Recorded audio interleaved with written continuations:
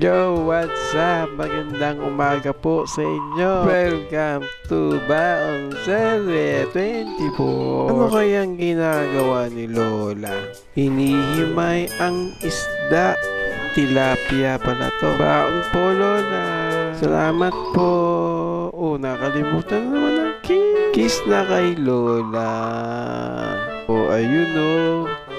Huwag kang matakot sumubok. Lagi mong tandaan na ang pagkatalo ay silbing aral. Sa mga karanasan mo at doon ka matututo. Hindi ako malakas, ngunit may malakas akong Diyos na nagpoprotekta sa akin bawat sandali ng aking buhay. Ay mga umaalis man, pero mas marami ang dumarating. People come and go.